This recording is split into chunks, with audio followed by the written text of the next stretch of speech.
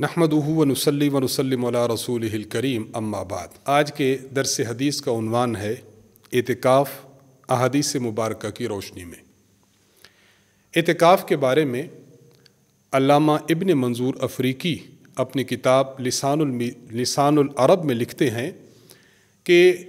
ایسا شخص جو مسجد ہی کا ہو کے رہے اور مسجد میں عبادت کو سر انجام دے اسے معتکف اور اعتکاف کرنے والا کہتے ہیں۔ اس سے یہ بات معلوم ہوتی ہے کہ شریعت مطہرہ میں اعتکاف اور معتکف اس بندے کے ساتھ خاص عمل ہے کہ جو مسجد میں اللہ کی رضا اور خوشنودی کے لیے عبادات سر انجام دینے کے لیے ٹھہرا رہے۔ اعتکاف کے احادیث مبارکہ میں بہت زیادہ فضائل اور مناقب بیان فرمائے گئے ہیں جن سے اعتکاف کی اہمیت معلوم ہوتی ہے کہ رمضان المبارک کے آخری عشرہ میں جو انسان مسجد میں بیٹھتا ہے اس کی اتنی عظیم و شان فضیلت ہے۔ میں آپ کی خدمت میں چند احادیث عرض کرتا ہوں جن سے اعتکاف کی فضیلت اور اہمیت معلوم ہوتی ہے۔ صحیح بخاری حدیث نمبر 2026، حضرت عائشہ صدیقہ رضی اللہ تعالی عنہا جو آپ صلی اللہ علیہ وسلم کی زوجہ مبارکہ ہیں، آپ ارشاد فرماتی ہیں ان النبی صلی اللہ علیہ وسلم کان یعتکف العشر الاواخر من رمضان۔ حضور علیہ الصلوۃ والسلام رمضان المبارک کے آخری عشرے کا اعتکاف فرمایا کرتے تھے، حتی توفاہ اللہ، یہاں تک کہ آپ اللہ سے جا ملے، ثم اعتکف ازواجہ من بعدی، آپ کے بعد اعتکاف آپ کی بیویاں بیٹھتی تھیں۔ اس سے یہ بات معلوم ہوتی ہے کہ اعتکاف اتنی عظیم و شان فضیلت ہے کہ آپ صلی اللہ علیہ وسلم نے ہر سال اس کا اہتمام فرمایا ہے۔ دوسری حدیث المعجم الاوسط میں جلد نمبر 5 صفحہ نمبر 279 اور حدیث نمبر 7326 ہے۔ حضرت عبداللہ بن عباس رضی اللہ تعالی عنہ آپ صلی اللہ علیہ وسلم سے نقل کرتے ہیں کہ حضور نے فرمایا من اعتکف یوما ابتغاء وجہ اللہ تعالی، جو شخص صرف ایک دن کا اعتکاف بیٹھتا ہے اور مقصود یہ ہوتا ہے کہ میں اللہ کی رضا حاصل کروں، جعل اللہ بینہ و بین النار ثلاث خنادق، اللہ تعالیٰ اس بندے اور آگ کے درمیان 3 خندق کی مسافت کا فاصلہ فرما دیتے ہیں۔ کل خندق ابعد مما بین الخافقین، ہر خندق کے درمیان اتنا فاصلہ ہے جتنا آسمان اور زمین کے درمیان فاصلہ ہے۔ اتنی بڑی خندق ہو، یعنی اتنی بڑی خندق ہو تو اس طرح کی 3 خندقیں ہوں گی، یہ معتکف اور ادھر جہنم، گویا جہنم سے اتنا دور کر دیا جائے گا، تو ظاہری بات ہے یہ بہت بڑی فضیلت ہے۔ جب ایک دن کا اعتکاف اتنی فضیلت رکھتا ہے تو قربان جائیے کہ جو شخص پورے عشرے کا اعتکاف بیٹھتا ہے تو اس شخص کو اللہ تعالیٰ جہنم سے کتنا دور فرما دیں گے۔ کوشش ہم کریں اللہ تعالیٰ کی رضا کے لیے، خدا تعالیٰ کی خوشنودی کے لیے، اللہ تعالیٰ کا حکم اور پیغمبر علیہ السلام کی سنت سمجھتے ہوئے ہم آخری عشرے کا اعتکاف کریں تاکہ اتنی عظیم الشان فضیلت کے حامل بنیں۔ سنن ابن ماجہ حدیث نمبر 1781، حضرت عبداللہ بن عباس رضی اللہ تعالی عنہ سے روایت ہے، فرماتے ہیں کہ آپ صلی اللہ علیہ وسلم نے فرمایا فی المعتکف ہوا یعکف الذنوب، جب کوئی بندہ اعتکاف کرتا ہے تو اعتکاف کرتے ہوئے گناہوں سے بچا رہتا ہے۔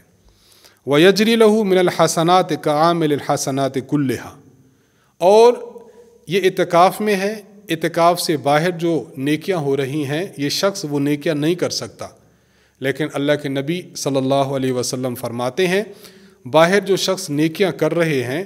تو جو ثواب ان کو ملے گا، اعتکاف والا اعتکاف کی وجہ سے باہر جا کر وہ نیکی نہیں کر سکتا، لیکن اللہ تعالیٰ اعتکاف میں بیٹھے ہوئے بھی اس شخص کو وہی نیکیاں اور ثواب عطا فرمائیں گے جو باہر والے لوگ کر رہے ہیں۔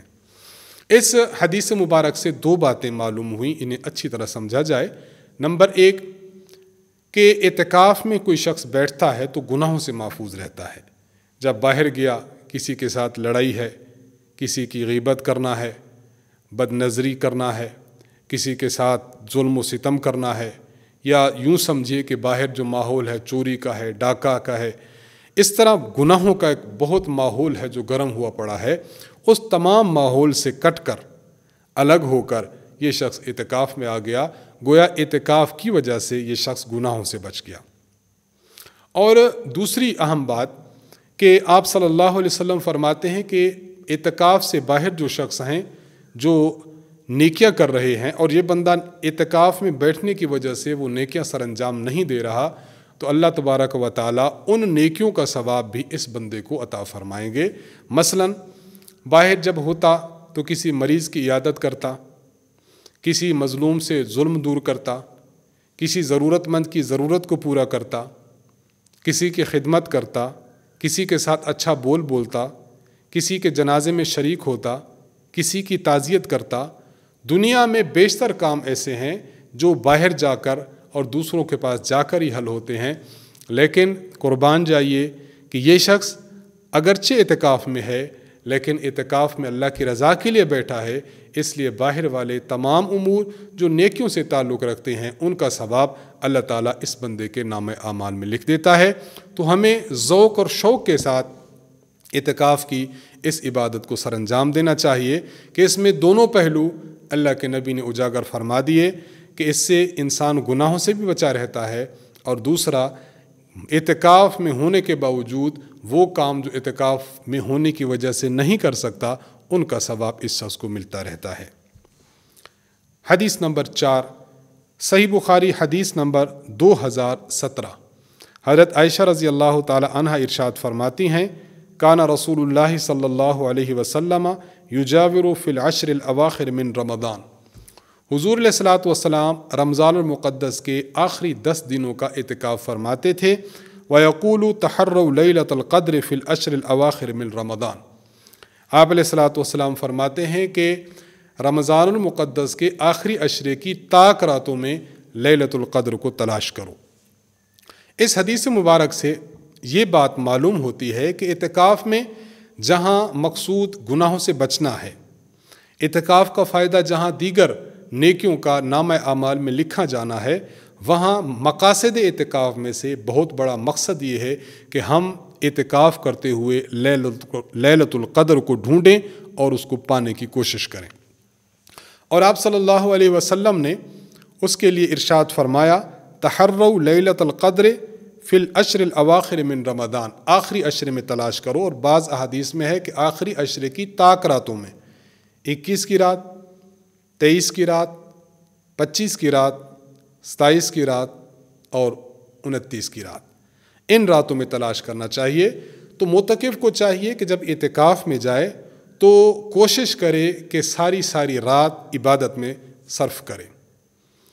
تلاوت کرتا رہے، اپنے گناہوں کی معافی مانگتا رہے، نوافل کا اہتمام کرے، ذکر اللہ کا اہتمام کرے، جو نیکی وہ کر سکتا ہے نیکی کر کے پوری رات اپنے آپ کو جگائے رکھے اور نیکیوں میں مشغول رکھے۔ اور دیکھیے اگر یہ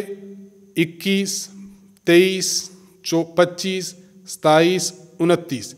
ان طاق راتوں میں بھی جاگے اور جفت میں بھی جاگے تو بہت اچھا، وگرنہ اہتمام کرنا چاہیے کہ طاق راتوں میں جاگنا چاہیے،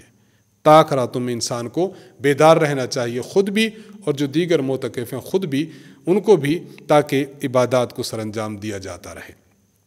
اور لیلۃ القدر کے متعلق قرآن کریم سورۃ القدر میں اللہ تعالیٰ فرماتے ہیں، لیلۃ القدر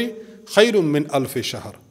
لیلۃ القدر اتنی عظیم الشان رات ہے کہ 1000 مہینے سے بہتر ہے۔